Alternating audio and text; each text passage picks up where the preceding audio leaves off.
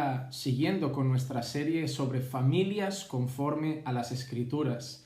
Pues nuestro deseo es ese, conformar familias que estén establecidas en la palabra del Señor. Vivimos tiempos en los que hay diferentes modelos según este mundo de familia, pero nosotros entendemos que solo hay un diseño para la familia, un solo modelo, y fue el que su creador, el Señor, estableció en su palabra. Estamos haciendo nuestras clases sobre cómo conformar nuestros hogares a la luz de las Escrituras. Hemos hablado de los roles del esposo, hemos hablado de los roles de la esposa. Estuvimos enseñando la semana pasada incluso sobre la feminidad y belleza de la mujer cristiana en contraposición a lo que este mundo enseña como belleza para la mujer. Y hoy estamos en nuestra clase número 14 y esta es especial para los padres, pero también es importante para los hijos.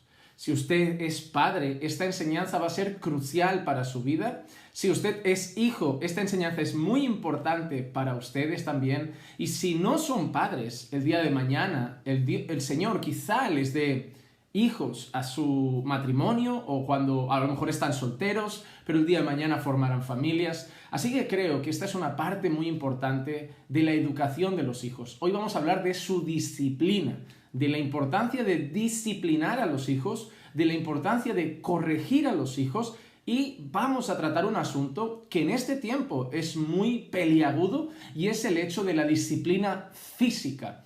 No qué pienso yo de la disciplina física, no qué piensan los psicólogos de este tiempo de la disciplina física, sino qué dice la Biblia sobre la disciplina física sobre los hijos. Antes de nada, vamos a orar. Vamos a entregar este tiempo en las manos del Señor y vamos a pedir que resulte una clase edificante para todos nosotros. Pidamos dirección al Señor para que su palabra llegue a nuestros corazones y pueda dar fruto y sobre todo para que la podamos poner por obra. Padre, te damos gracias, Señor, por tu amor y por tu misericordia. Gracias, Señor, porque a pesar de volver a estar en casa estos días, nos permites usar estos medios para edificación de tu iglesia. Señor, nosotros nos gozamos, Señor, en tu palabra, disfrutamos en tu palabra, nos edificamos en tu palabra y venimos hoy a tu palabra para que nos oriente, para que nos instruya, para que nos enseñe, porque queremos ser padres, hijos, esposos, esposas, conforme a tu palabra. Por eso te pido, Señor, que a través de tu Espíritu Santo me concedas la gracia de poder enseñarla hoy a tu pueblo, a tu iglesia, y que lleves, Señor, esta palabra a cada lugar donde tú quieras, Señor, para que sea edificante a cada matrimonio y cada familia que la reciba. Yo confío, Señor, que tu palabra no vuelve vacía, y confío, Señor, que tiene un propósito por el cual es enviada. Por eso, Señor, cumple tu propósito en este mensaje y forma el carácter de tu pueblo a la luz de Cristo a través de tu palabra. Te pedimos, Señor, todo esto en el nombre de Jesús. Amén, amén y amén. Bueno, hermanos, pues vamos entonces a trabajar con nuestra clase de hoy. Vamos a estar viendo diferentes puntos y todos en base a las Escrituras, como siempre buscamos hacer. No queremos ni deseamos que lo que enseñamos sea el modelo de familia que nosotros o nuestra cultura tenemos aquí en Barcelona o en España o en mi propia casa. Simplemente queremos que todo esté basado en la palabra de Dios. Hoy vamos a hablar de la disciplina de los hijos y vamos a tratar 5 o 6 puntos que considero que son de suma importancia. Vamos al primero. El primer punto es el siguiente: debemos reconocer la condición de los niños. Debemos reconocer la condición de los niños. Es el punto número 1 de nuestro estudio de hoy. ¿Qué quiero decir con esto? Vamos a leer 2 pasajes bíblicos y voy a reflexionar sobre lo que quiero decir con este primer punto. Génesis capítulo 6, versículo 5. Voy a intentar ir despacio citando los puntos y los textos, porque sé que hay muchas personas que del otro lado están con sus cuadernos y tomando nota para luego compartir la misma enseñanza con otras personas, así que intentaré ir repitiéndolo todo para que les sea más práctico, pues yo sé que soy dado a hablar rápido. Génesis capítulo 6, versículo 5. Dice así la palabra de Dios: Y el Señor vio que era mucha la maldad de los hombres en la tierra, y que toda la intención de los pensamientos de su corazón era solo hacer siempre el mal. Y el Salmo 51:5, Salmo capítulo 51 y verso 5. He aquí, yo nací en iniquidad y en pecado me concibió mi madre. Yo nací en iniquidad y en pecado me concibió mi madre. Vamos a analizar rápidamente qué nos dicen estos versos, qué nos dicen estos fragmentos de la Escritura. Analicemos primero el Salmo, el último que hemos leído, el Salmo 51:5. El salmista David, en este Salmo 51, que es un salmo que expresa un profundo arrepentimiento, probablemente en el momento en que David ha arruinado su relación con sus hijos, con su familia, fruto del pecado que había cometido con Betsabé, nosotros vemos a un David quebrantado, a un David roto, a un David expresando el profundo dolor que tiene por su pecado y su iniquidad delante de Dios. Y en medio de esta oración, en medio de este clamor arrepentido, en medio de este clamor lleno de sufrimiento, que me hace pensar incluso en ese Pedro que llora amargamente después de oír el gallo cantar y haber negado al maestro, esas lágrimas amargas de Pedro, que la Escritura además dice que lloró amargamente. Y transmite eso, un profundo gemir del corazón sincero, no de remordimiento, sino de arrepentimiento. Aquí vemos a David arrepentido, a David roto, a David quebrantado, a David dolido, no con Dios, sino consigo mismo. Y en esa oración llena de arrepentimiento, el salmista, el rey David, expresa esto: he nacido en iniquidad y en pecado he sido concebido por mi madre. Eso no significa que David naciera del fruto de un adulterio. Eso no significa que David naciera del fruto de la aventura de su madre con otro hombre y por eso ha sido concebido en pecado. David está hablando de lo que nosotros conocemos como el pecado inerte o original que hay en el hombre. Cuando hablamos de pecado original, nosotros nos referimos teológicamente siempre al pecado de Adán y Eva. Pero la Biblia nos enseña que por el pecado de un hombre, la muerte llegó a todos los hombres. A todos los hombres. El apóstol Pablo lo expresa de esta manera en Romanos 3:23 cuando dice: por cuanto todos pecaron y han sido destituidos de la gloria de Dios. Entonces David está expresando algo que nosotros sabemos, y es decir, que somos todos pecadores. Y no somos pecadores a partir de los 3 años, 4 años, 5 años, 6 años. Somos pecadores desde que nacemos. Nacemos marcados, ensuciados y estamos expuestos por el pecado de Adán. No nacemos con alas, no nacemos siendo ángeles, no nacemos siendo seres espirituales, perfectos, inmaculados, que el mundo vuelve pecadores, sino que somos pecadores. Miren, si nosotros quitáramos a todos los seres humanos del planeta y dejáramos solo a los infantes que pudieran crecer y desarrollarse, si quitáramos a todos los políticos, dictadores, asesinos, a todos, incluso a los que no han hecho nada de eso, a todos los seres humanos adultos, y dejáramos solo a los infantes que crecieran, con el paso de los años volvería a haber corrupción, asesinato, violaciones, guerras. ¿Por qué? Porque no es el mundo el que vuelve a los niños pecadores, sino que los niños son pecadores. Mira que expresa Génesis capítulo 6, versículo 5. El Señor vio que era mucha la maldad de los hombres en la tierra. Mucha la maldad de los hombres en la tierra. Y que toda intención de su corazón, toda intención de los pensamientos de su corazón era hacer el mal. ¿Cuándo? Siempre. Siempre. La condición caída del hombre, la condición adánica del hombre es una condición pecaminosa. La inclinación del hombre es pecar. La inclinación del hombre es la carne. La inclinación del hombre natural sin Cristo es el pecado. Por eso nosotros vemos como la Biblia dice de parte del apóstol Pablo que el hombre natural, el hombre sin Dios, el hombre que está muerto en sus delitos y pecados, no puede obedecer la ley de Dios, no quiere y no puede hacerlo, es incapaz de hacerlo. ¿Por qué? Porque la inclinación del corazón es el pecado. Muchos padres a veces olvidan este punto. Muchos padres a veces creen que porque sus hijos han nacido en un contexto cristiano, sus hijos son cristianos, Eso se ha ido desarrollando con el tiempo y en algunas iglesias locales, en algunos contextos y denominaciones, algunas personas han hecho una expresión que no es bíblica, no tiene fundamento bíblico y lo que dicen es: yo soy un cristiano de cuna. Algunos se han atrevido hasta decir: yo nací cristiano, y eso es imposible. Bíblicamente no es sostenible que una persona nazca siendo creyente. Todos tienen que nacer de nuevo. Todos tienen que tener un encuentro personal con Dios. Todos tienen que tener ese encuentro en el que Dios convierte sus corazones, quita su corazón de piedra, les da un corazón de carne y pone su Santo Espíritu para que puedan andar en sus caminos. Entonces, no existe tal cosa como cristiano de cuna. No existe tal cosa como yo nací cristiano. Miren, podemos nacer en el seno de una familia donde papá y mamá son creyentes. Podemos nacer incluso en el seno de una familia donde papá es pastor y mamá es una fiel creyente devota al Señor.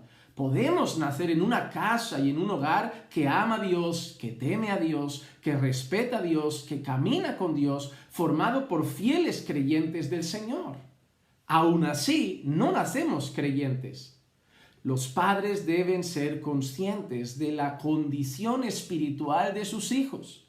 ¿Por qué? Porque hay muchos padres que invierten horas queriendo que sus hijos vivan como cristianos cuando no son cristianos. No quiero decir que permitan que sus hijos vivan como mundanos porque son mundanos, sino que sean conscientes de que solamente imponer normas no es efectivo. Porque las normas sí van a impedir que se hagan daño, van a impedir que hagan lo malo, van a impedir que se prostituyan en esta vida de pecado, van a impedir muchas cosas y deben poner límites y deben poner normas porque ustedes son la figura de autoridad sobre sus hijos. Pero no olviden predicarles el Evangelio. No olviden predicarles el Evangelio. Me gusta una frase del autor Charles Spurgeon que dice lo siguiente: comienza temprano a enseñar, porque los niños comienzan temprano a pecar. Mira qué dice: comienza temprano a enseñar, porque los niños comienzan temprano a pecar. A mí me gusta siempre dar este ejemplo, en la iglesia ya conocen, siempre doy el mismo porque me parece que es efectivo y que podríamos usar diferentes, pero este explica muy bien lo que quiero decir. A veces he visto niños, y no te hablo de 9 años, 10 años, 12 años, te hablo de niños de 3 añitos, bien pequeños, saliendo de la iglesia, en el rellano abajo en la iglesia, y ves esos niños a lo mejor juntos que están charlando mientras sus padres se despiden, mientras sus padres hablan, mientras sus padres se saludan, ves a los niños ahí alrededor juntos jugando. En eso un niño le pide a su madre una bolsa de patatas, un saladito, algo para poder comer, y su madre va a la tienda, le compra una bolsita. Yo he visto, pero les digo la verdad, he visto con mis ojos a ese niño exhibir esa bolsa de patatas delante de los otros niños, incluso diciendo: mi mamá me ha comprado una bolsa de patatas y tú no tienes. Y los niños: ¿me das? No, es mía, no, es mía, es mía. Y tú ves la intención del corazón. Tú ves que ese niño, eso, le nace. Está exhibiendo lo que tiene, provocando envidia en el corazón de los niños, que acaban sucumbiendo. Mamá, yo también quiero, fulanito le han comprado. Y ahí todos los niños tienen que acabar con algún saladito, porque si no se escandalizan, porque ese niño los provocó a celos. Y hablo de niños pequeños, y así hay muchos casos. Hay niños desafiantes que te miran mientras hacen algo en la iglesia, aunque seas el pastor y tú le digas: no hagas eso, y te miran como: no eres mi padre, y te desafían con la mirada, y tú dices: tienes 3 años y ya estás desafiando a los adultos. Ellos saben muchas cosas, son pillos, y la maldad está en sus corazones. Obviamente no son como nosotros, los adultos. Obviamente esa maldad no está tan desarrollada quizá externamente como la nuestra. Sin embargo, debemos ser conscientes de eso. A mí me gusta preguntarle a los padres: ¿tú tienes que enseñar a tu hijo a mentir o tienes que enseñar a tu hijo a decir la verdad? a decir la verdad. Le tenéis que enseñar a vuestro hijo a decir la verdad, porque cuando él hace algo malo, va a usar la mentira automáticamente para defenderse, para que no le den una bronca y una queja. Entonces, le tienes que enseñar a ser honesto. Le tienes que enseñar a tu hijo a compartir o a ser egoísta. Le tienes que enseñar a compartir. Le tienes que enseñar a tu hijo a obedecer o a ser rebelde. Le tienes que enseñar a ser obediente. Le tienes que enseñar a tu hijo a no hablar mal a las personas o a que tiene que hablar bien a las personas. Le tienes que enseñar a tu hijo a hablar bien a las personas porque el hablar mal a veces le van a hacer. Si te das cuenta, los niños tienen que ser corregidos desde la infancia para crear un carácter moldeado conforme a principios y valores bíblicos en el caso de los creyentes, porque su naturaleza no los tiene. Entonces, los padres deben ser conscientes de la condición de sus hijos. Tus hijos son pecadores, no tus hijos. Todos los niños son pecadores. Por eso, además de corregirles, además de instruirles, además de ponerles normas y límites, recuerda, predica el Evangelio a tus hijos. Hazles entender que son pecadores, que necesitan de la gracia salvadora de Jesús, que necesitan arrepentirse de sus pecados, poner su fe en Cristo para ser salvos de su maldad, porque necesitan nacer de nuevo. Y empieza desde pequeños, desde pequeños. Vamos al segundo punto. Vamos al segundo punto de hoy y es el siguiente. Hay dos tipos de respuesta rebelde de los niños. Hay dos tipos de respuesta rebelde de los niños. Este punto va a ser rápido. Cuando los niños actúan en rebeldía, actúan de formas diferentes. Es decir, no todos los niños se rebelan de la misma manera. Cuando nosotros analizamos el comportamiento de los niños, personas que han estudiado el comportamiento de los niños, que han analizado el comportamiento de los niños, buscando patrones de conducta, buscando modelos de conducta, han llegado a la conclusión de que hay principalmente dos tipos de rebeldía en los niños. Una que llamaríamos rebeldía activa y una que llamaríamos rebeldía pasiva. ¿Qué entendemos por rebeldía activa? Entendemos por rebeldía activa cuando el niño manifiesta abiertamente su rebeldía con rabietas, negándose francamente a hacer las cosas, retando a los progenitores o rechazando aquella orden que requiere obediencia. Entendemos por rebeldía activa cuando los hijos se manifiestan contra las órdenes de los padres, actúan externamente de una manera tajante contra esas órdenes, protestan con su boca, gritan, se quejan, se rebelan, hacen lo contrario, pegan un portazo, se comportan mal, se comportan agresivamente. Eso lo podemos conocer como rebeldía activa. ¿Qué entendemos por rebeldía pasiva? Entendemos como rebeldía pasiva cuando el niño no acepta y no quiere obedecer las reglas que se le han establecido y lo manifiesta simplemente en un estado pasivo, con la cara, expresando sollozo, expresando enfado, pero no actúa mal.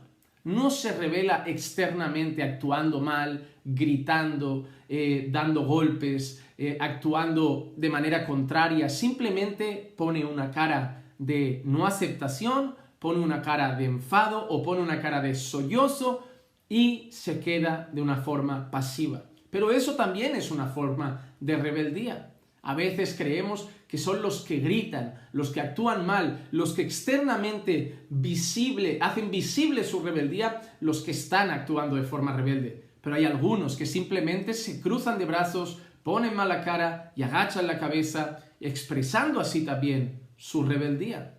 Hay padres que si el hijo no actuara con una rebeldía activa y su rebeldía fuera simplemente pasiva, les daría igual. Porque hay padres que tristemente lo único que quieren es que el hijo no proteste. Pero no buscamos que los hijos no protesten, sino que los hijos actúen en obediencia con gozo. Actúen en obediencia honrando a los padres, porque a veces no protestan externamente, pero la rebeldía es manifestada en su pasividad, en su cara de enfado. Y hay padres que son así. Pon la cara que quieras, pero hazme caso. Pon mala cara, pero hazme caso. No quiero oírte. Pon la cara que quieras, pero me haces caso. Pero no debemos buscar eso en los hijos. No es una buena disciplina y una buena instrucción de los hijos que hagan las cosas con malestar, que hagan las cosas con enfado. Debemos instruir a los niños y disciplinar a los niños para que su obediencia sea voluntaria y hasta gozosa. ¿Por qué? Porque viven en un mundo donde les instruyen y les enseñan que la obediencia es un símbolo de sumisión y que la sumisión es mala. ¿Qué tenemos? Niños que obedecen enfadados a los padres, esposas que obedecen enfadadas a los esposos, empleados que obedecen enfadados a los jefes y ciudadanos que obedecemos enfadados a las autoridades, porque nos están enseñando en esta cultura que todo lo que requiere obediencia es que es malo y debemos actuar sí, pero enfadados, a regañadientes y con malestar, porque en el fondo lo hacemos sin querer hacerlo. Pero cuando nosotros somos creyentes, entendemos que la obediencia no tiene que ser fruto de la rabia y el malestar y solamente por la obligación. Obedecemos al Señor con gozo. Amamos a nuestra esposa como Cristo amó a la iglesia con gozo. Y las esposas se someten a sus maridos con gozo. Los padres instruyen a sus hijos con gozo. Y los hijos honran y obedecen a sus padres con gozo. El creyente trabaja y obedece a sus jefes con gozo y obedecemos a las autoridades con gozo. Obviamente, a veces hay opresión, obviamente, a veces hay situaciones muy desagradables en las que obedecemos y nos duele lo que nos hacen y nos duele lo que vivimos, pero no podemos vivir obedeciendo a regañadientes. La rebeldía pasiva es un tipo de rebeldía que incluso puede hacer caso, pero expresa con su cara su constante disgusto sobre y por sus autoridades, en este caso son los padres. Entonces, esas son los dos tipos de rebeldía que nosotros encontramos en los hijos. Hemos visto 2 puntos por ahora. El punto primero, los hijos son pecadores, la naturaleza caída de los hijos. Y hemos estado viendo tanto en Génesis como en ese Salmo que los hijos por su naturaleza son pecadores, necesitan nacer de nuevo. Así que la rebeldía en los hijos es normal. Es normal. Si tu hijo a veces actúa con rebeldía, si tu hijo a veces actúa de una manera inadecuada, si tu hijo a veces tiene inclinación al pecado, tu hijo no es peor que el resto. Es lo normal. Es lo normal. ¿Eso significa que hay que aceptarlo? No. ¿Eso significa que hay que tolerar que actúen mal? No, pero es lo normal. Debemos entender cuál es la condición natural del hombre y por ende cuál es la condición natural de los niños. Después hemos visto 2 tipos de rebeldía, la activa y la pasiva. Vamos al punto número 3 de nuestra enseñanza. El llamado de los padres a ser la autoridad de los hijos. El llamado de los padres a ser la autoridad de los hijos. Vamos a leer 2 textos y nuevamente vamos a hacer una pequeña reflexión. Primer texto, Efesios capítulo 6, versículo 4. Efesios capítulo 6, versículo 4. Dice así, y vosotros, padres, no provoquéis a ira a vuestros hijos, sino criadlos en la disciplina e instrucción del Señor. Colosenses capítulo 3, versículos 20 y 21. Hijos, sed obedientes a vuestros padres en todo, porque esto es agradable al Señor. Padres, no exasperéis a vuestros hijos para que no se desalienten. En estos 2 pasajes vamos a ver ideas claves importantes. Primer pasaje, Efesios capítulo 6, versículo 4. Primero hay un llamado del apóstol Pablo a los padres. Padres, no provoquéis a ira a vuestros hijos. Es similar a lo que vemos en Colosenses 3, 21. Padres, no exasperéis a vuestros hijos. Miren, vamos a intentar buscar sinónimos para que entendamos esto. Padres, no saquen de quicio a sus hijos. Padres, no provoquen rabia en sus hijos. Padres, no provoquen enfado e ira en el corazón de sus hijos. Yo sé que cuando leemos esto, algún padre me dirá, y lo sé no porque soy padre, lo sé porque soy hijo. Yo sentía rabia y enfado contra mi padre, pero no porque él lo provocara, sino simplemente por el hecho de sus castigos, de sus normas, de sus prohibiciones.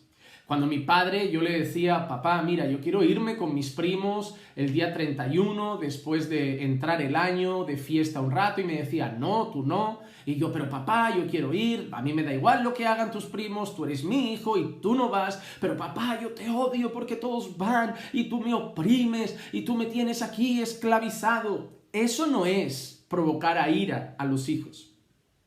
Porque algún hijo puede tomar estas palabras y decir, ¿has visto? No me dejas salir, me estás provocando a ira. No me dejas ir con mis amigos, me estás exasperando. Eso no significa provocar a ira a vuestros hijos. Eso, como hemos dicho, es que un niño tiene tendencias rebeldes por naturaleza, quiere pecar, porque es lo que va prácticamente a hacer ahí fuera, pecar, quiere salir, quiere hacer lo que le da la real gana, y cuando recibe una instrucción, una norma, una prohibición, un límite, se rebela contra eso. Así que, en primer lugar, cuando el Señor dice, padres, no provoquéis a ira a vuestros hijos, o padre, no exasperéis a vuestros hijos, el Señor no está diciendo que debamos consentir a los hijos para que nunca protesten. Y papá, me quiero ir a la discoteca. Vale, hijo, vale, pero no te enfades. Papá, quiero salir con esa muchacha o con ese muchacho. Vale, hijo, pero no enfades.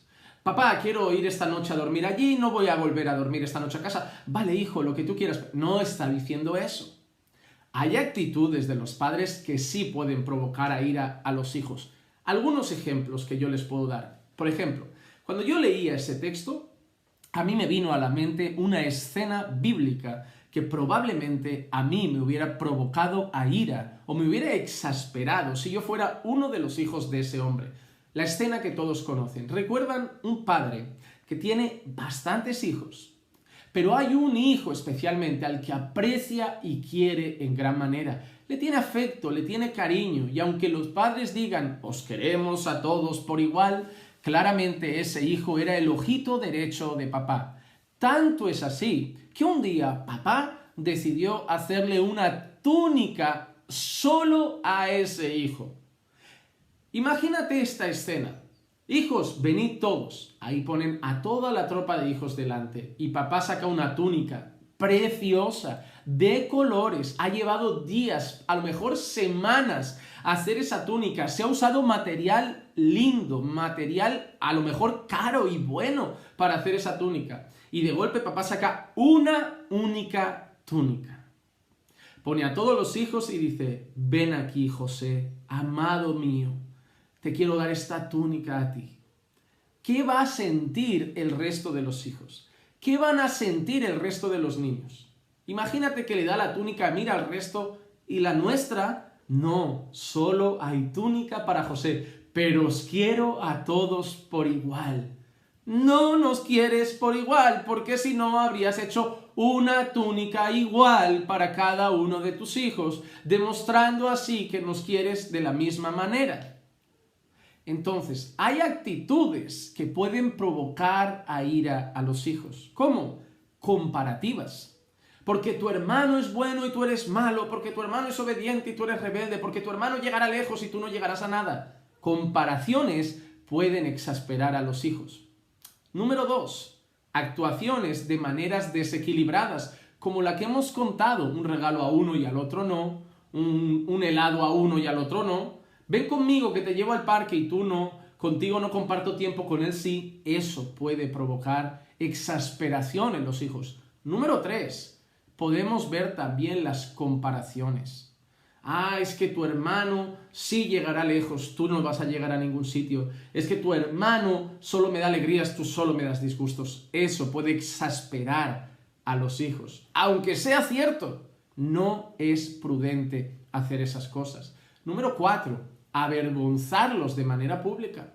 Avergonzarlos de manera pública. Gritarles públicamente, humillarles públicamente. He visto padres que su hijo está en un lugar, en una mesa, en una comida familiar, y lo llaman como si fuera cualquiera, porque este niño no sirve para nada, me ha suspendido. Una humillación pública, una humillación pública. Número 5, la agresión exaspera y provoca ira a un hijo.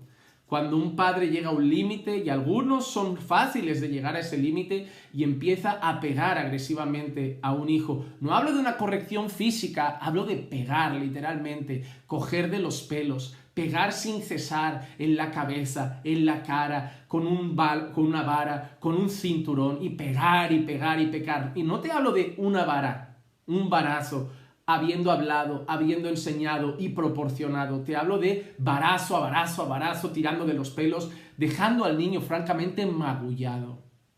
Esas cosas exasperan a un hijo. Esas cosas provocan a ira a un hijo. Y eso no es usar bien la autoridad que como padres el Señor les ha dado. Eso es abusar de la autoridad que tienen. Eso es tan peligroso como el pastor que abusa de la autoridad delegada por Dios sobre la congregación para maltratar o manipular a la iglesia. Eso es como el abuso de la autoridad que tiene un jefe sobre sus empleados, que les paga mal, les hace trabajar a deshoras, con malos horarios, les paga tarde. Todo eso provoca ira. Entonces, en primer lugar, padres son la figura de autoridad sobre los hijos. Ni el gobierno es la autoridad de los hijos, ni la escuela es la autoridad de los hijos, ni la iglesia es la autoridad sobre sus hijos. Ustedes, padres, son la figura de autoridad sobre sus hijos, pero no los pueden provocar a ira. Y espero que hayan entendido la diferencia entre cuando se airan porque no quieren obedecer a cómo ustedes pueden provocarlos a ira. Otra cosa que vemos en estos versículos, ¿por qué no se deben provocar a ira? ¿Por qué no se debe exasperar a los hijos? Y Pablo dice a los colosenses un motivo especial, dice, para que no se desalienten. Miren, acaban muchos hijos hundidos.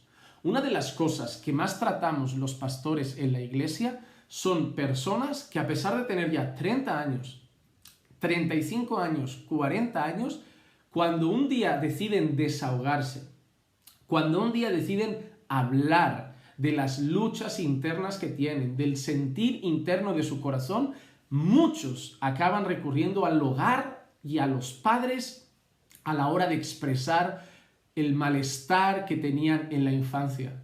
Hijos e hijas que se sentían maltratados, que eran golpeados, que eran abusados, que fueron abandonados, que no fueron queridos. ¿Y qué provocó en ellos? Traumas, desalientos, tristeza, depresión, autoestima por los suelos y tantas otras cosas, fruto de una paternidad abusiva o ausente en muchas ocasiones.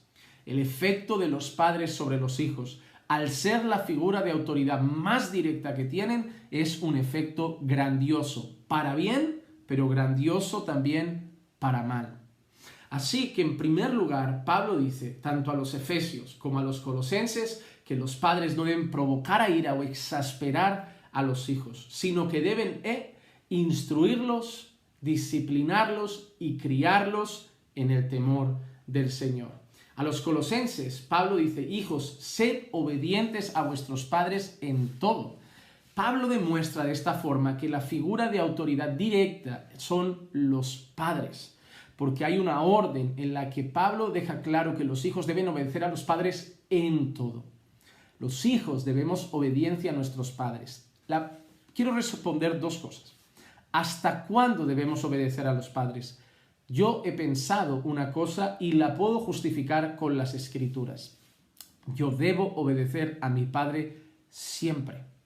Es decir, yo ahora tengo 32 años, soy un hombre con más de 10 años ya casado, que desde los 22 se fue de casa, se independizó y se fue a vivir con la que se casó, con su esposa, con la que ya convive hace más de 10 años, están casados, soy un hombre maduro. Pago las facturas de nuestra casa, llevo las cuentas de nuestra casa, cuidamos del bienestar de nuestra casa, no somos sustentados por nuestros padres, no recibimos ayudas económicas de nuestros padres, no nos compran la ropa, no nos compran la comida, no nos pagan la renta, no nos pagan las facturas, no tenemos dependencia de nuestros padres.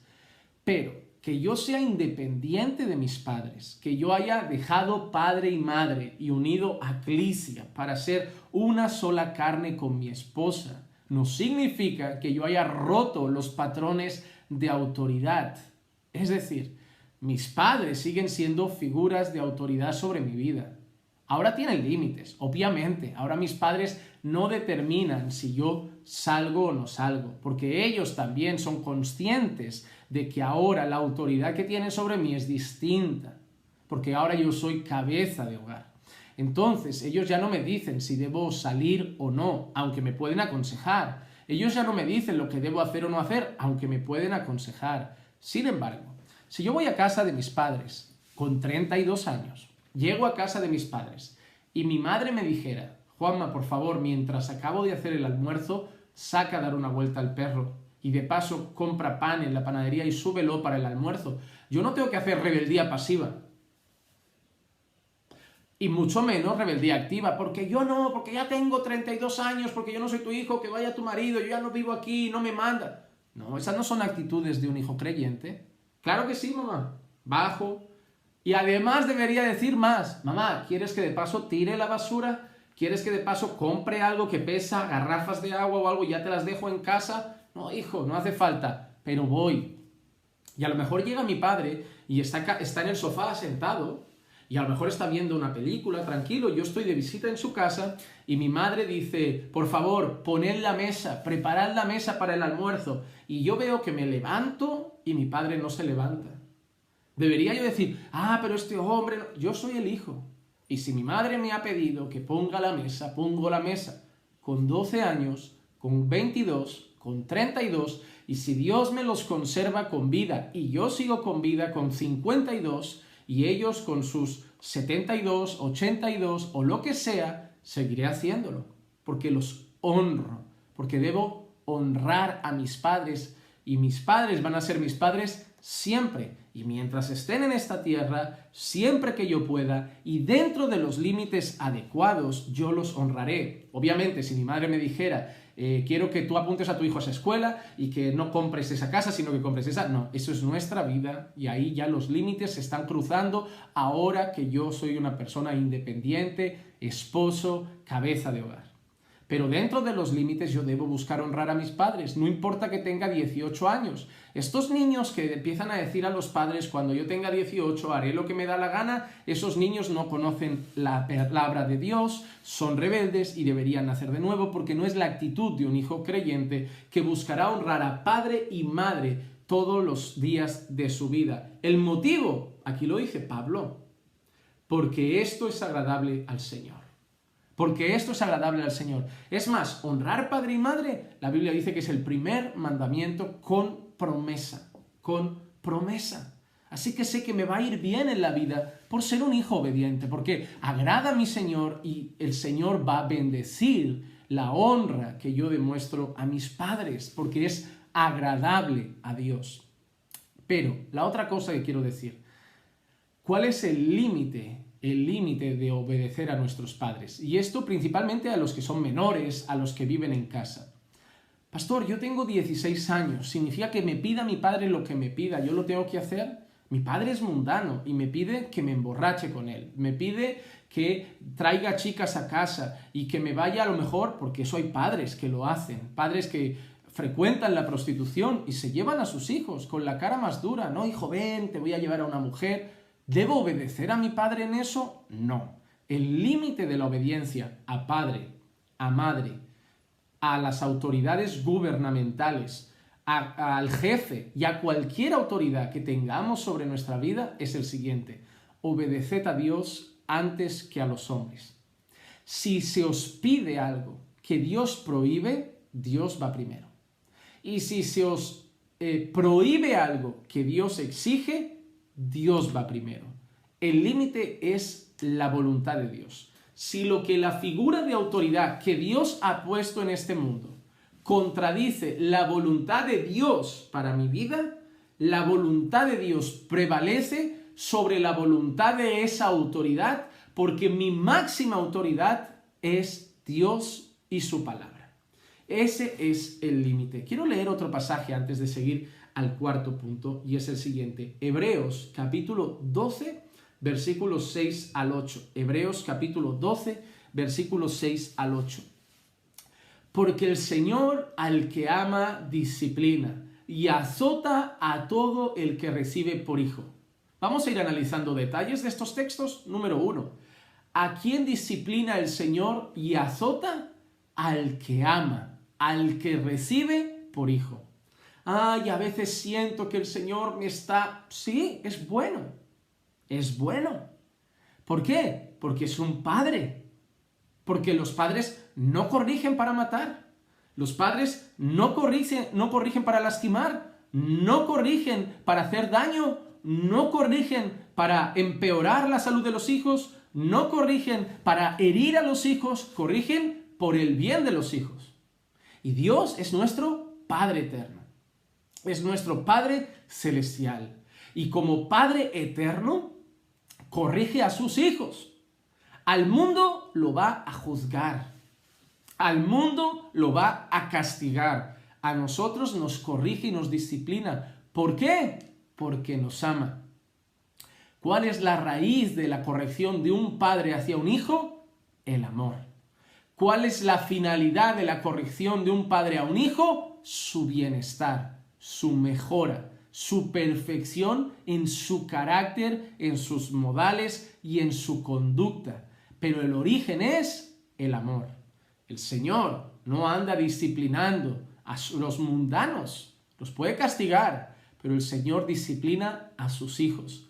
Mira qué dice, es para vuestra corrección que sufrís. Es doloroso.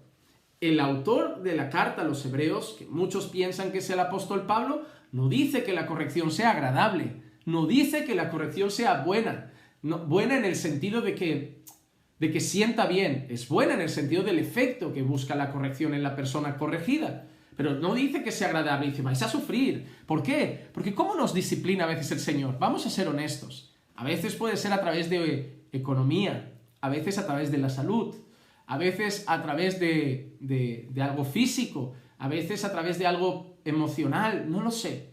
Hoy, por ejemplo, aquí me ven sentado y estoy de verdad clavado. Me duele al andar, me duele al tumbarme, me duele al sentarme.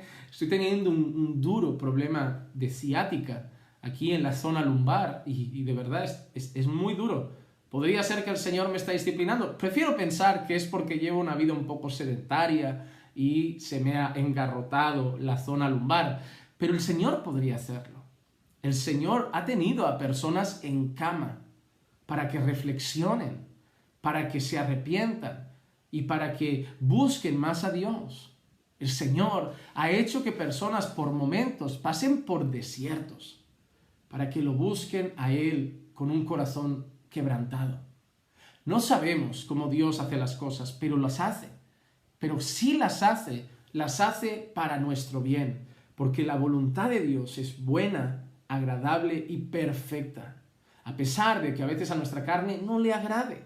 Por eso, para la corrección, a veces trae sufrimiento.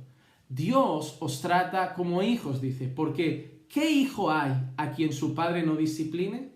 Dice, ¿qué hijo hay a quien su padre no discipline? El autor dice que todo hijo es disciplinado por su padre.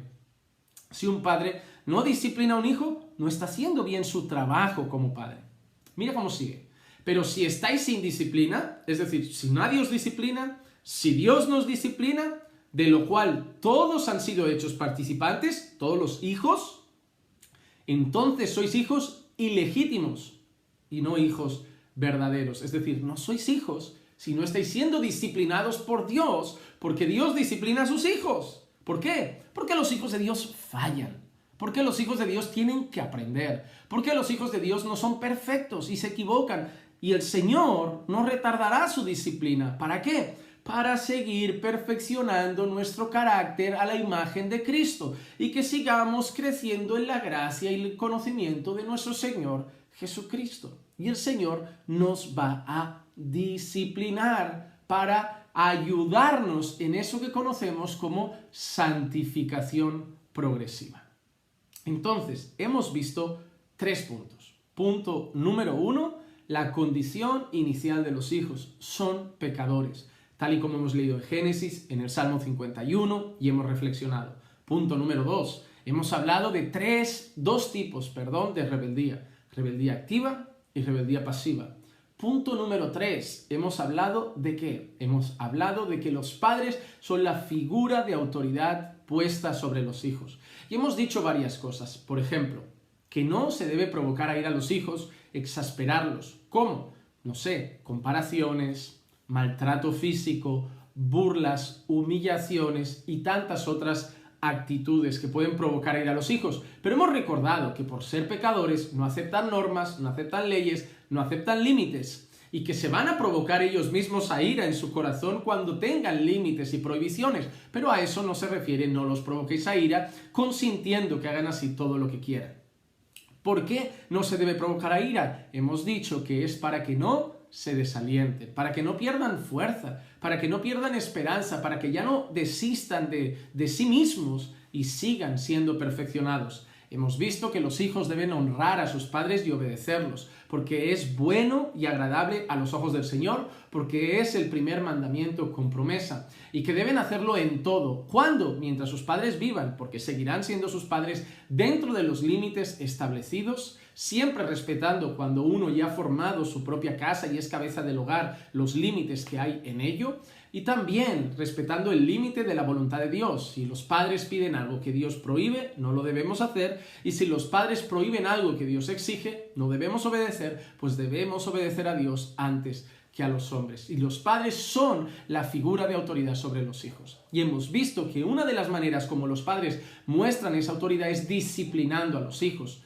¿Cómo? Hemos hablado que lo hacen por amor, que es el motivo por qué los aman, así como Dios disciplina a sus hijos porque los ama, y con qué fin: la perfección del carácter y del comportamiento, para que los hijos, para que nosotros, el Señor lo hace con nosotros, sigamos creciendo en santidad a la imagen, conforme al carácter de Cristo, hasta que lleguemos a la estatura de un varón perfecto. Esas son las cosas, resumidamente, que hemos visto hasta ahora en estos 3 puntos. Vamos al punto número 4, que así como el punto número 2 es algo puramente teórico, y yo quiero que simplemente lo anoten allí.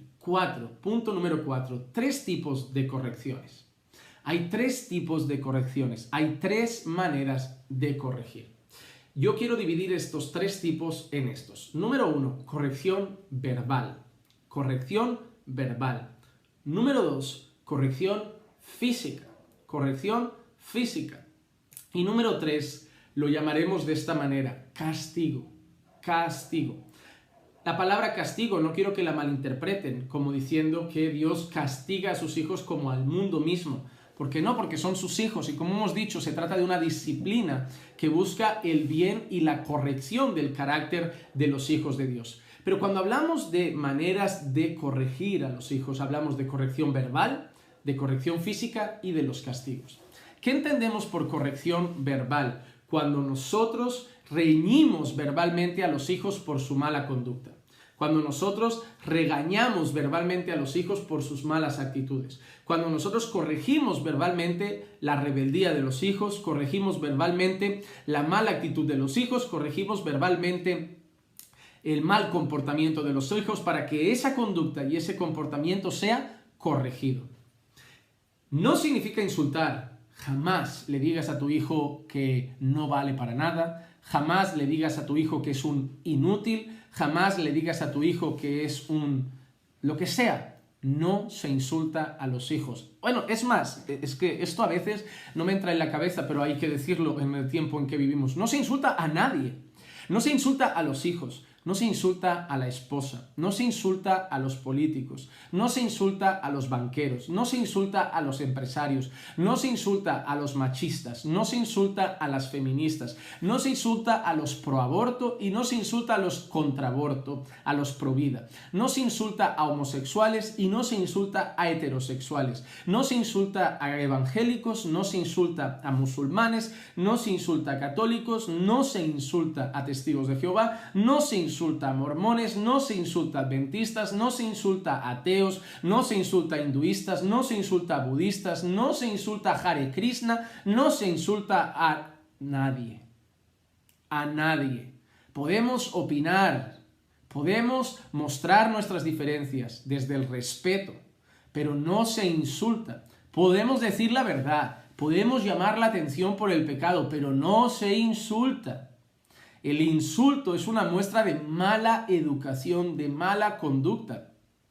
Y a pesar de que nosotros denunciemos el pecado, y debemos denunciarlo, a pesar de que nosotros denunciemos las herejías, y debemos denunciarlas, nosotros debemos recordar, nuestras palabras deben ser sazonadas con sal, que impartan gracia y edifiquen a los que escuchan. Por lo tanto, ahí no entra el insulto. En la boca de un creyente no hay mala palabra, no hay insulto, no hay grosería. Los creyentes no usan groserías, y es así. Y si alguien dice ser creyente y usa groserías, o no lo sabía, o es nuevo en la fe, o no es creyente. Porque cuando nosotros nacemos de nuevo y Dios cambia nuestro corazón, de la abundancia del corazón abra la boca. Y yo entiendo que el corazón impío y mundano hable groserías, pero la boca del creyente no habla groserías. Yo no creo que Jesús fuera insultando a las personas, que Pablo fuera insultando a las personas, pero se denunciaba el pecado, se denunciaba la herejía y se denunciaba la hipocresía religiosa, pero no con insultos, no con insultos. Así que cuidado a la hora de corregir verbalmente a los hijos, porque los padres a veces no tienen el carácter que deben tener al hacerlo, insultan a los hijos, y eso no es apropiado. Por otro lado, tenemos la corrección física. Ahora luego vamos a entrar en ese punto para decir si es bíblica, que sí lo es. ¿Qué es la corrección física? Cuando los padres aplican la disciplina física sobre los hijos. Vuelvo a lo mismo. ¿Se les da una paliza? No. ¿Se les pega descontroladamente? No. ¿Se les pega con agresividad? No. ¿Se les pega hasta dejarles sangrando la cara? No. ¿Se les rompe los labios de la cara? No. ¿Se les moratona el ojo? No. ¿Se les pega hasta el punto que se les deja marcas? No. No. Es más, no creo que un padre acabe con un hijo de 18 años disciplinándolo con vara cuando ha hecho bien su trabajo. Primero, la corrección física no creo que deba ser la primera que aplicamos para cada fallo o acto de rebeldía de un hijo, ya pegarle.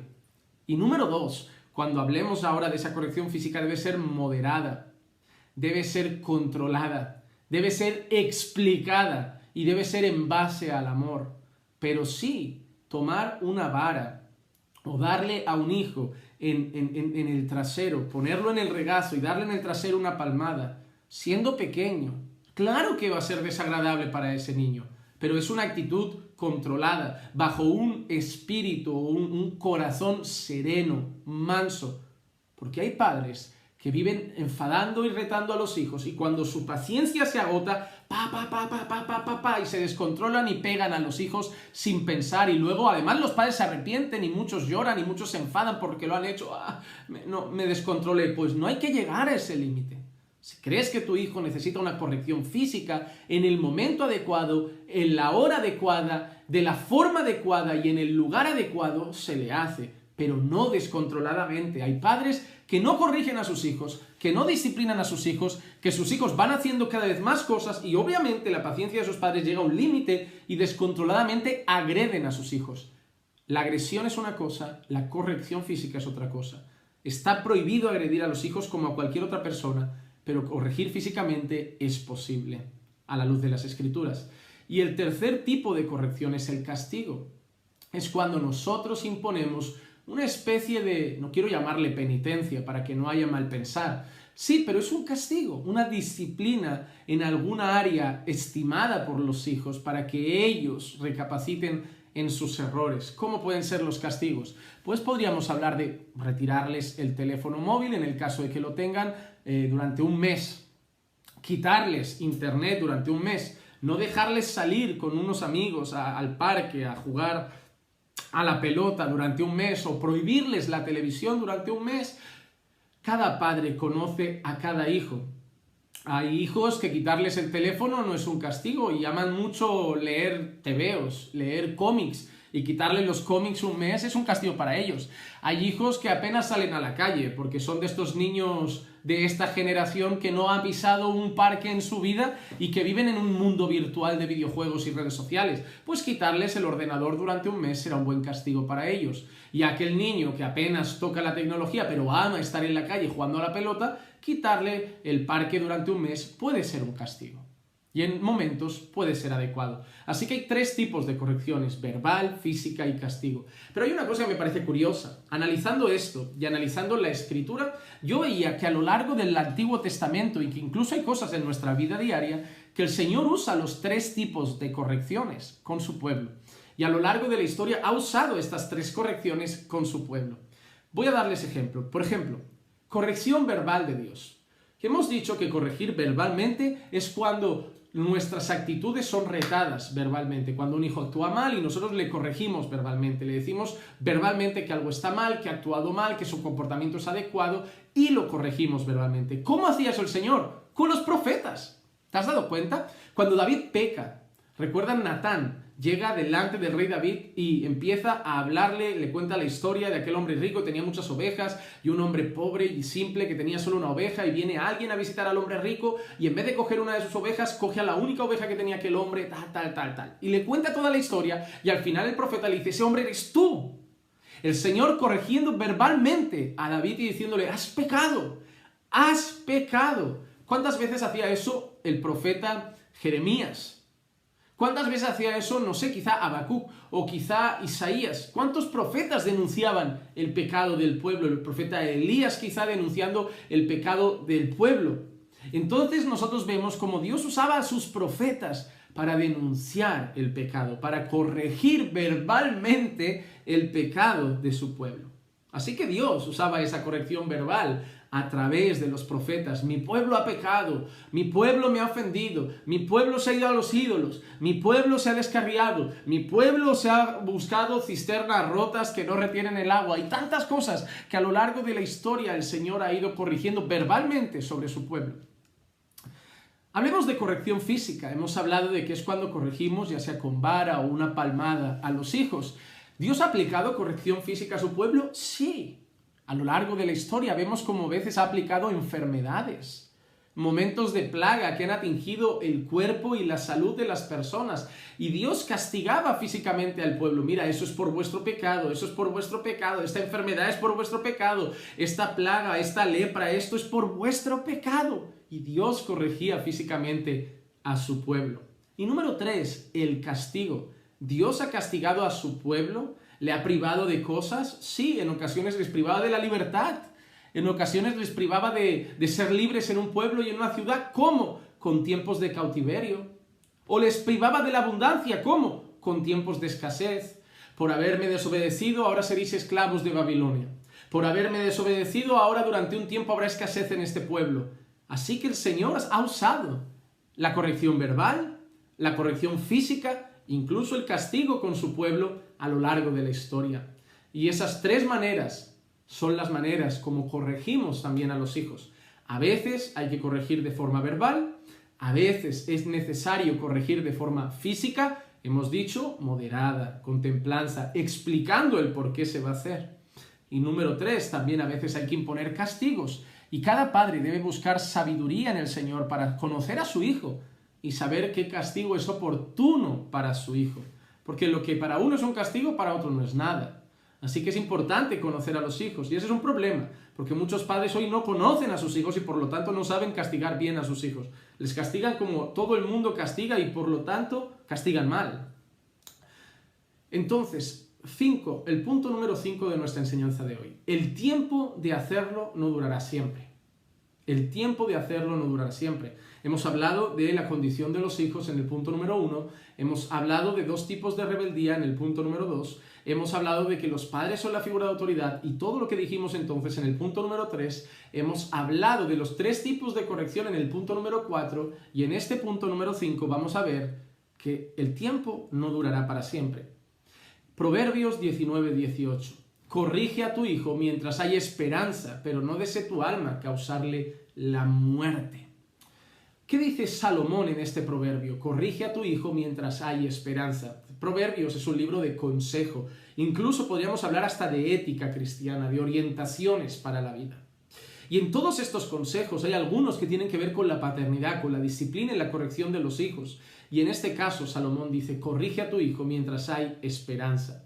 Y es verdad, a veces hablamos con padres, y los padres que ahora conocen al Señor, que ahora están empezando a entender la crianza de los hijos en base a la palabra del Señor, que ahora están empezando a entender cómo corregir, disciplinar e instruir a los hijos en base a las Escrituras, ahora muchos se arrepienten y vienen a nosotros los pastores y cuando nos cuentan su testimonio, entre lágrimas y tristeza, muchas veces miran a sus hijos y nos miran con dolor y nos dicen, yo ya creo que es demasiado tarde. Porque conocen al Señor y cuando los hijos a lo mejor ya tienen 17, 18 años y ya no, los han instruido y criado en el mundo como padres mundanos, intentando obviamente hacerlo mejor porque hasta los padres mundanos buscan lo mejor para sus hijos. Pero no lo han hecho conforme a la voluntad del Señor y eso está teniendo consecuencias y ahora ven que ellos lo intentan, poner normas a los hijos, poner límites a los hijos, pero es demasiado tarde para ellos. Porque los hijos ya son grandes, a punto de independizarse y ve que han criado chicos que han intentado incluso tener buenos principios y valores, pero mundanos. Les han permitido pecar y ahora ya no pueden controlarlos. Entonces hay un tiempo para hacerlo. ¿Recuerdan la frase que leíamos al principio? Al principio de todo, la frase de Charles Spurgeon, enseña pronto a tu hijo porque pronto empezará a pecar. Miren, desde pequeñitos hay que empezar a corregirlos. Desde pequeñitos hay que empezar a enseñarles. Desde pequeñitos hay que empezar a instruirlos en el temor del Señor, porque luego puede ser demasiado tarde. Salomón lo dice, corrige a tu hijo mientras hay esperanza. Pero yo quiero traer una palabra de aliento a los padres. ¿Creen en Dios? ¿Confían en el poder de Dios? Miren, el mundo les dice, tu hijo tiene 14, 15 años, ya es tarde, ya es un joven, ya es un adolescente. Les digo yo, ¿su hijo está vivo? Hay esperanza. Para mí esa palabra, mientras hay esperanza, no significa 16 años, 17 años, 18 años. Significa si están vivos. Todavía hay esperanza. ¿Por qué? Porque yo creo en un Dios que puede salvar a su hijo, que puede alcanzar el corazón de su hijo. Y si Dios alcanza el corazón de su hijo y su hijo es salvo por la gracia de Dios, su hijo va a querer obedecer a Dios. Y ese Dios al que va a querer obedecer, a pesar de que empiece ahora con 15, 14, 16, 17 años, le va a decir, honra a tu padre y a tu madre. Y su hijo va a querer obedecerle. Sí, la esperanza está en Dios, no están ustedes. Pero oren por sus hijos, enseñen a sus hijos, trabajen con sus hijos, disciplinen a sus hijos, pero sobre todo evangelicen a sus hijos, porque la esperanza es Dios. La esperanza de sus hijos es Cristo, como la esperanza de cualquier matrimonio, como la esperanza de cualquier familia y como la esperanza de cualquier persona. La esperanza es Cristo. Así que corrijan a sus hijos desde temprana edad. Conforme los años pasan, el carácter de los hijos ha estado siendo formado, sus principios han sido formados, su temperamento ha sido formado y cuanto los años pasan se vuelve más difícil, Por ejemplo, cuando nosotros tomamos a un niño con 7 años en la iglesia y le empezamos a enseñar, a instruir, crece en las reuniones de jóvenes, en los cultos dominicales, ha crecido en la escuela infantil y ha sido instruido, el carácter se moldea de una manera muy diferente a esos jóvenes que llegan ya con 20 el primer día a la iglesia y empiezan a escuchar, todo les parece aburrido, están así como... están aburridos, ¿cuánto acaba el culto? Culto de jóvenes, sí, y están así. Es difícil, porque su carácter ya ha sido moldeado, su temperamento ya ha sido trabajado y es complicado trabajar con ellos. Y obviamente su desarrollo es diferente. Por eso, cuando antes empiecen mejor. Pero recuerden algo que dice aquí Salomón. Cuando corrijas a tus hijos, cuando castigues a tus hijos, incluso cuando uses la corrección física con tus hijos, mira lo que dice, pero no desee tu alma causarle la muerte. Todo el tiempo ves que hay como un freno. En Efesios, no los provoques a ira. En Colosenses, no los exasperes. En Proverbios, pero no desees causarle muerte. Es decir, controla tu corazón. No busques el mal de tus hijos. No busques el dolor de tus hijos. Porque qué padre disfruta con las lágrimas de un hijo. Qué padre disfruta con el sufrimiento de un hijo. Qué padre disfruta con el mal de un hijo. Si el deseo de todo padre es ver bien a sus hijos y verlos sobre todo con el Señor. Vamos al punto número 6 de nuestra enseñanza y ahora sí queremos justificar lo que habíamos dicho antes sobre la corrección física. La corrección física es bíblica. Ese es el punto número 6. La corrección física es bíblica. Y quiero leer dos textos para ilustrar esto, para mostrar esto y para ratificar lo que estamos diciendo. Proverbios 13:24. El que escatima la vara odia a su hijo, mas el que lo ama lo disciplina con diligencia. Esta corrección implica un elemento que llamamos vara. Vara. Y dice que el que no la usa odia a su hijo. Salomón da por hecho de que la rebeldía de los hijos es grande y que a veces será necesario usar la vara, la disciplina bíblica, la disciplina física, y que no usarlo es no amar a los hijos. Dice, mas el que lo ama lo disciplina con diligencia. ¿Dice que lo haga con rabia? No.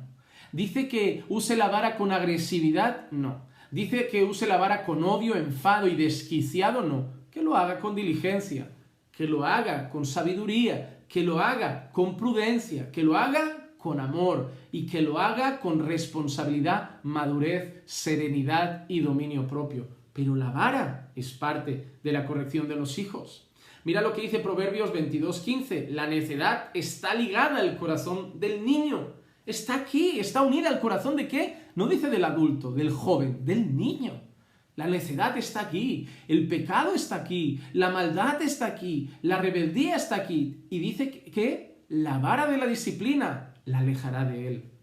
A veces hay niños que necesitan disciplina física, que necesitan corrección física. Y la necedad de aquí dice que la alejará de él. ¿Significa que cuanto más golpes a tu hijo, más se irá la maldad de él? No. ¿Significa que si le pegas más fuerte, más se va la maldad? No. ¿Significa que si le pegas más veces, más seguido, más se irá la maldad? No, porque entonces volver a un hijo bueno sería levantarse cada mañana y darle un palazo. Levantarse, trae la escoba, cariño, toma escobazo, toma balazo, toma palazo. Pero papá, ¿por qué me pegas? Para alejar la necedad de ti. No dice eso, no dice eso. Hay que leer proverbios de la manera adecuada. Hay gente que lee proverbios de una manera literal, como si fueran cosas que 2 más 2 son 4, pero son principios, son reglas y bases. No podemos tomar todo lo que dice proverbios de manera literal, porque no es así. Hay padres que han pegado mucho a sus hijos y sus hijos se han vuelto agresivos porque los padres los han corregido físicamente. No, han sido agresivos y los han vuelto agresivos con su propia agresividad. Pero dice que la vara de la disciplina, no de la agresión ni de la maldad del corazón del padre, de la disciplina, ayuda a la necedad del hijo. Entonces sí, la corrección física es bíblica. ¿Y por qué quiero destacar esto? ¿Qué dice el mundo de esto ahora? A mí hay padres que llegan al despacho a hablar con un pastor y dicen, pastor, mire, es que hoy no se puede disciplinar a los hijos. ¿Por qué? Porque hoy te los quitan, pastor. Se los lleva la seguridad social, se los llevan los servicios sociales, te los quita el gobierno. Hoy si uno disciplina a su hijo físicamente, el gobierno se lo quita. Mira, los hijos aquí en España, hablo de España, se han creído tanto esa mentira y ese engaño que hay hijos que retan a los padres y les dicen, pégame, que voy a llamar al gobierno, voy a llamar al asistente social para denunciarte y me voy a llevar. ¿Te quieres ir con la policía? ¿Te quieres ir a un orfanato? ¿Te quieres ir? Porque ¿qué te crees? ¿Que te van a mandar con tu tía? No, a un orfanato. A un orfanato. Que te críe la sociedad, que te críe el gobierno, que te críe el ejército. Miren, eso es mentira. Los servicios sociales pueden llevarse a un niño si recibe agresión, obviamente. Y si un niño recibe palizas constantes, yo estoy a favor de que sea quitado de esos maltratadores. Y si un niño recibe palizas constantes, yo estoy a favor de que ese hombre y esa mujer se les quite a su hijo y su hijo se les busque un hogar donde pueda recibir afecto, cariño y disciplina, no agresión. Pero ningún gobernador, ningún presidente, ningún policía se lleva a un hijo cuando ha sido corregido físicamente de manera moderada. ¿Por qué? Porque cuando corriges con vara a tu hijo, no marcas su cuerpo, no hieres su cuerpo, no haces sangrar su cuerpo, entonces va a llegar el hijo. Agente, me quiero denunciar a mi padre. ¿Por qué? Porque me dio una cachetada aquí en el trasero. niño, ¿tienes marcas? No. ¿Moratones? No. ¿Un parte médico? ¿Te ha roto un hueso? No, pero me ha dado una cachetada. Ninguno va a perder a su hijo por eso. Y estamos hablando de esa corrección física moderada, responsable, desde pequeño. No agresión. No una locura desenfrenada llena de rabia y falta de paciencia pegando una paliza a un hijo. Obviamente, si llega un niño con un ojo morado, con la espalda con 4 palos atravesados de que le han reventado al niño la escoba en la espalda, le han tirado de los pelos, le falta un mechón, obviamente eso es agresión. Y eso a un niño, a una mujer, a un hombre, a cualquier ciudadano, no se puede consentir. Pero la corrección física es bíblica. En este mundo que dice, hay que dialogar con los niños, hay que poner al niño mirando a la pared a pensar, hay que dejar que el niño se exprese, hay que dejar que el niño exprese su rabia, hay que dejar que el niño exprese sus sentimientos, su odio, su grito. Su hijo está dando una pataleta en el supermercado, gritando y montando un espectáculo. Déjelo, hay que mirar hacia adelante, ignorarlo y dejar que... ¿Cómo? No. No. ¿Qué falta de respeto es esa? Y deja que se exprese. Exprese que su maldad, exprese su pecado, su rabia, por ser un consentido, un mimado que no se come el helado cuando lo quiere, porque lo quiere ahora y ya, y dámelo. No. Eso no es disciplina. Eso es mala educación. Eso es falta de educación. Eso es falta de corrección. Y obviamente no le voy a pegar una paliza en el supermercado, pero lo voy a corregir físicamente. Lo voy a corregir primeramente verbalmente. Hijo, no grites. Hijo, no te comportes así. Vale, hijo, ven. Vamos al baño del supermercado, lo siento en mi regazo y le doy. Y le explico, hijo, te estoy hablando. No te quiero corregir físicamente. Pero si no te comportas, soy tu padre y esto no lo voy a tolerar. Desde la calma, desde la tranquilidad, desde la serenidad, desde el dominio propio y explicándole que es por su bien, que eso no es adecuado, que no se le va a consentir, que es una muestra de ser caprichoso, de mala educación, y se va a hacer. Pero los padres también se ponen a su nivel a gritar, a pelear, a discutir y a debatir con un niño de 3 años. Y obviamente se le dice eso y se le explica, mira, por haber hecho eso, ahora no vas a comer helado en una semana. Castigado. Y va a llorar y se va a enfadar, pero eso no es provocar a ir a un hijo. Eso es enseñarle principios. Te lo hará la segunda vez, mismo procedimiento. Hijo, ¿te acuerdas de la semana pasada en el supermercado, del mes pasado? Mira lo que pasó, te llevé allí y te corregí, y te reñí, y te di una nalgada, y te di... No, sigue. Hijo, recuérdalo, volvemos. Con paciencia, otro día más. Se vuelve a hacer, se le vuelve a castigar. Tercera vez en el supermercado. Hijo, vale. Y al final cederá. Pero hay que empezar chiquitito. Porque si es chiquitito, se le dice flojo, se le corrige flojo y se le castiga poco a poco y él va a entender. Y cuando sea grande, has criado a un niño disciplinado, con principios y con valores. Pero ni se le exime de corrección y se le deja libre, como enseña hoy la sociedad y la psicología moderna, de que expresen su odio y su rabia. Que exprese su odio y su rabia. Si todo el mundo fuera en esta vida expresando su odio y su rabia, iríamos atropellando gente, matando gente, pegando gente. No se puede expresar el odio y la rabia. Hay que contener el odio y la rabia. Airaos, pero no pequéis. Pero tampoco se va al extremo de maltratar a los hijos, de ser agresivos con los hijos y de corregir físicamente de manera descontrolada a los hijos. Entonces hay que tener mucha prudencia a la hora de usar la corrección física. Pero en este mundo que dice que no se puede, que no es prudente, que eso es antiguo, sí se puede. A muchos, como a mí y como a otros, nos han corregido físicamente pocas veces. Miren, yo recuerdo que sí, mi padre me corrigió físicamente 3, 4 veces en toda mi infancia. Y fue suficiente para que luego yo creciera siendo el niño que cuando yo iba a hacer una tontería y un disparate, mi padre solo hacía... Y yo ya me sentaba. Y yo valoro eso, ese respeto y ese temor que se tenía a los padres. Los padres llegaba un momento, cuando ya habíamos crecido, porque nos habían corregido en la infancia, que no nos tenían que pegar gritos. Yo no recuerdo a mi padre como un energúmeno por la calle, o en la casa, o en la escuela, o en el supermercado, gritándome por mi comportamiento. No, de pequeño me corregía cuando hacía falta y en la manera que hacía falta y de la manera proporcionada que hacía falta. Y luego, pues yo recuerdo, sí, a lo mejor en una comida familiar, que uno se suelta un poco más y empieza a hacer algún disparate, a querer subirse por el sofá. Y papá te mira y llega un momento que es ideal porque papá ya te mira y tú, ¿sabes esa mirada que dice, ya te lo he dicho todo, si sigues, ya no te tiene ni que dar los avisos previos de, está mal, si sigues así, porque tú ya lo sabes, porque ya lo has hecho, porque ya conoces a tu padre, porque ya te ha puesto valores y principios, y con esa mirada ya te lo ha dicho todo y tú, me siento, papi, me siento, tranquilo, papi, no ha pasado nada, papi. No pasó nada, no pasó nada, estoy aquí, no has visto nada, te entendí, me voy a portar bien y te quedas en tu sitio. Miren, los padres de antes no montaban escándalo. Uy, esta seguro que le ha pasado. ¿Recuerdan cuando estaban haciendo algo y su padre le decía, y no hacían caso, y volvía a decir, y no hacían caso, y se acercaba sigilosamente y le susurraba estas palabras al oído? Hijo, en casa hablamos. Madre mía, eso era peor que la corrección física. En casa hablamos, te sentabas al instante, te ponías blanco cual pared de hormigón recién pintado de blanco, blanco, blanco, blanco, como si no tuvieras ya sangre en las venas, paralizado.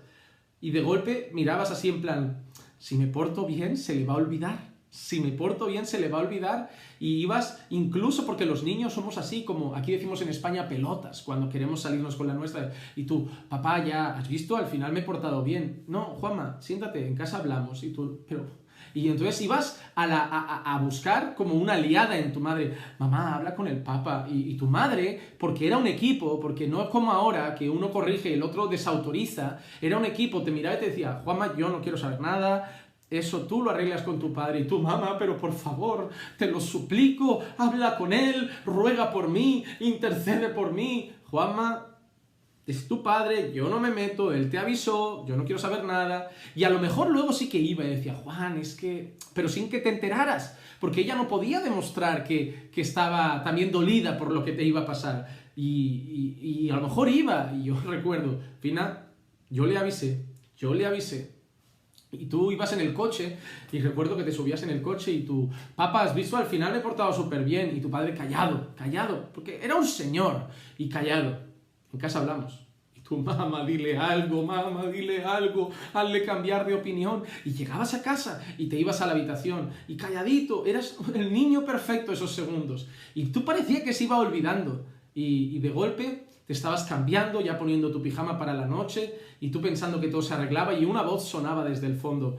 Juanma, voy para hablar contigo, ¿eh? Y tú ya sabías que ahí venía o nalgada o corrección verbal, o un castigo, pero que te lo habías ganado. ¿Tu padre montaba espectáculo? No. ¿Tu padre te agredía físicamente? No.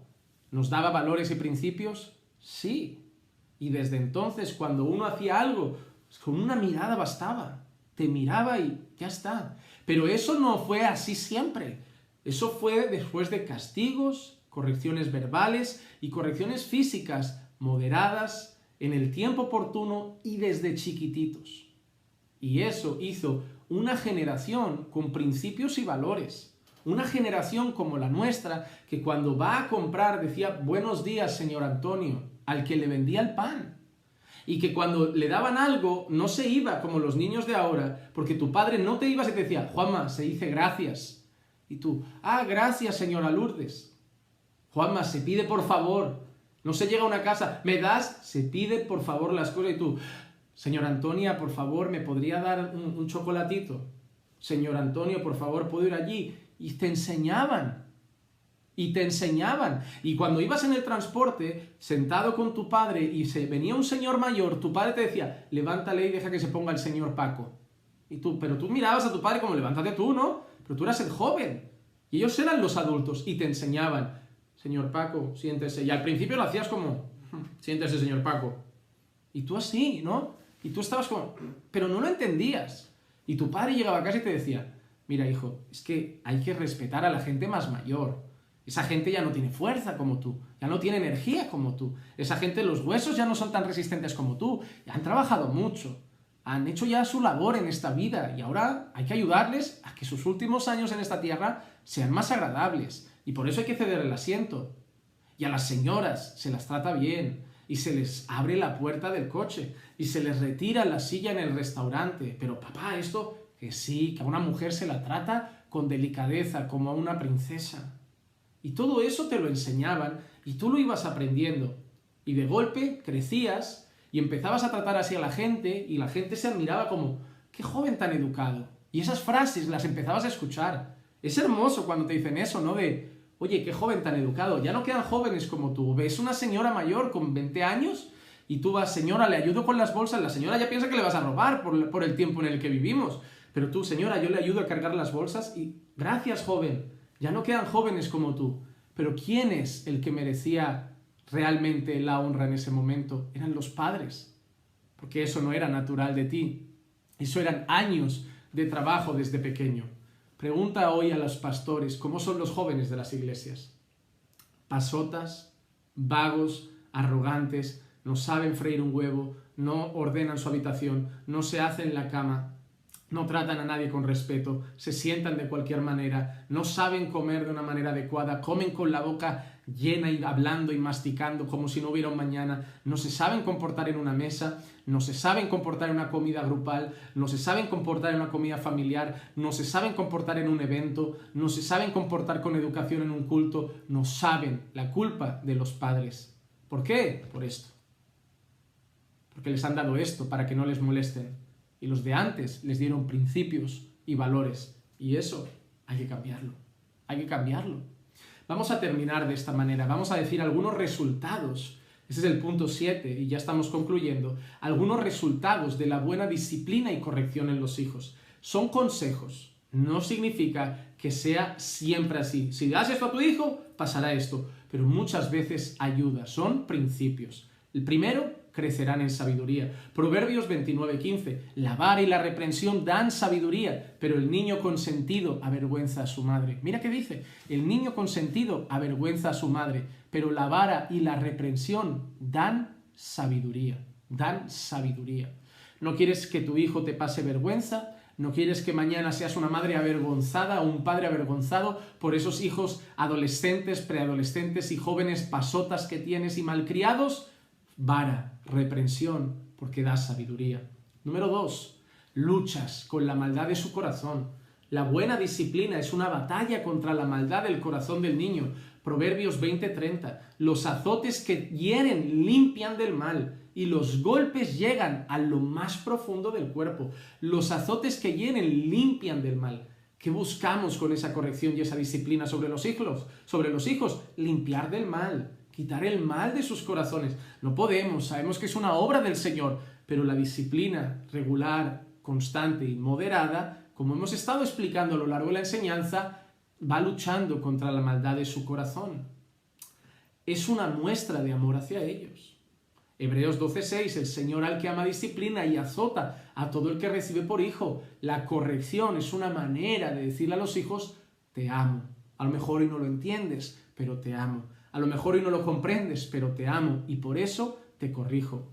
¿Qué más hace la buena corrección? Trabaja con su conciencia. Trabaja con su conciencia. Proverbios 20:30. Los azotes que hieren limpian del mal y los golpes llegan a lo más profundo del cuerpo, a lo más profundo del corazón. La corrección va haciendo que la conciencia del niño sea moldeada. La corrección y la disciplina va haciendo que los niños vayan siendo conscientes de sus malos actos, de sus malas acciones, de su mal comportamiento y va trabajando con su conciencia, con lo más profundo de su ser. ¿Qué más? Serás de tropiezo en su posible camino a la muerte. Proverbios 23:14. Lo castigarás con vara y librarás su alma del Seol.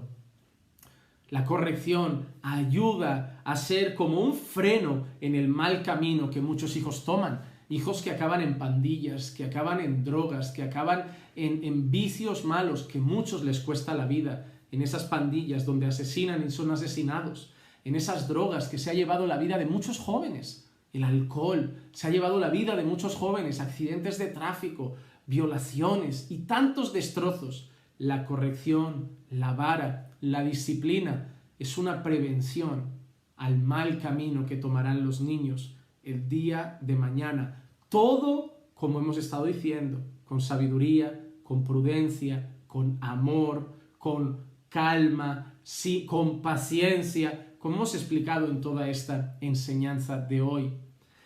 ¿Qué más? La corrección a su tiempo puede dar fruto. A su tiempo puede dar fruto. Hebreos 12:11. Al presente, ninguna disciplina parece ser causa de gozo. Es decir, ¿a quién le gusta ser disciplinado? ¿A quién le gusta ser corregido? Sienta mal, sienta mal. Dice, al presente, ninguna disciplina parece ser causa de gozo, sino de tristeza. Sin embargo, a los que han sido ejercitados por medio de ella, les da después fruto apacible de justicia. A los que son ejercitados por medio de la disciplina y la corrección, en su futuro da fruto. En su futuro da fruto. Ahora no, se enfadan. Nosotros también nos sienta mal cuando el Señor nos disciplina, pero da fruto, da fruto. Yo siempre recordaré que después de casarme, después de crecer y madurar, yo pude ver atrás y los enfados que tenía por mi madre, por mi padre cuando me corregían. Ahora doy las gracias por las veces que impidieron que yo tomara caminos desastrosos para mi vida. Esa corrección también lucha contra su necedad original. Como hemos leído, Proverbios 22:15, la necedad está ligada al corazón del niño. La vara de la disciplina le alejará de él. Esa vara de la disciplina ayudará a pelear contra la necedad y la maldad y la rebeldía que hay en el corazón de los niños, porque son pecadores. Así que estos son algunos motivos por los que es bueno aplicar corrección, disciplina e instrucción sobre los hijos. Ahora yo te pregunto, en esta sociedad que te dice que se exprese, que no les corrijas, que no los disciplines, ¿te parece que están saliendo bien? ¿Te parece que la generación que está siendo educada conforme a los valores de este mundo, conforme a las técnicas de la psicología moderna, ¿te crees que están saliendo bien? La peor generación de adolescentes y de jóvenes que ha existido puede ser probablemente la de este tiempo. No estudian, no trabajan, no tienen principios, no tienen valores, son vándalos, muchos. Hay excepciones, obviamente hay excepciones, pero en términos de estadística general es la peor que ha existido. Es la peor que ha existido, porque hemos desechado los principios bíblicos de la corrección a los hijos, de la crianza de los hijos, y hemos adoptado los principios mundanos de instrucción y corrección a los hijos, y no está saliendo bien. Por eso debemos volver a los principios bíblicos de corrección e instrucción de los hijos. Pero recuerda, y este es el punto número 8 y final, un minuto, recuerda que el fundamento para corregir es el amor.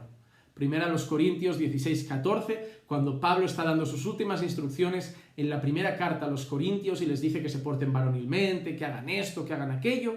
Una de las cosas que Pablo les dice a los Corintios es: todas vuestras cosas sean hechas con amor. Y eso aplica a los hijos, y eso aplica a los padres, y eso aplica a la disciplina, a la corrección y a la instrucción de los hijos. Debe ser hecho por amor. Si corriges a tus hijos por rabia, no sirve. Si corriges a tus hijos por ira, por enfado, no sirve. La instrucción y la corrección a los hijos debe ser hecha por amor hacia ellos. Por amor hacia ellos. Y debes dejárselo claro cada vez que los corrijas. Se van a enfadar, te van a decir que no, te van a decir muchas cosas, se van a rebelar, se van a entristecer, pero un día lo entenderán y a su tiempo dará su fruto. Yo te pregunto, ¿cómo estás corrigiendo a tus hijos? ¿Como el mundo te ha enseñado o como Dios ha enseñado? Somos llamados a conformar nuestras familias a la palabra de Dios, a edificar nuestros hogares sobre la roca, a construir nuestras casas sobre la Escritura. Así que espero que volvamos a los principios de corrección bíblicos y estoy convencido de que Dios va a bendecir a los padres que hagan la labor conforme a su voluntad. Vamos a orar. Padre, te damos gracias por la enseñanza de hoy, por instruirnos, por enseñarnos, y recordarnos que hay dos modelos, Señor, para hacer las cosas, el modelo del mundo y el tuyo, y que para la corrección de los hijos también hay dos, el modelo del mundo y el tuyo, y que este mundo, Señor, está demostrando con sus resultados que las cosas no las sabe hacer, porque alejados de ti, Señor, no sirve, lejos de tu verdad, lejos de ti, Señor, lejos de Cristo, solo hay maldad, solo hay destrucción, solo hay guerra, solo hay odio, solo hay lascivia, solo hay pecado. Por eso, Padre, queremos volver nuestras familias al modelo bíblico, al modelo que tú instruiste, al modelo que tú enseñaste, y estamos confiados, Señor, en los resultados, que no dependerán de nosotros, sino de ti. Pero, Señor, si hacemos las cosas como tú pides, yo sé que hay esperanza para los hogares, los matrimonios y las familias. Bendice a las familias, levanta el corazón de los padres para que empiecen a instruir a los hijos conforme a tu palabra y que pueda dar fruto en cada uno de sus hogares. Te pedimos todo esto en el nombre de Jesús. Amén, amén y amén.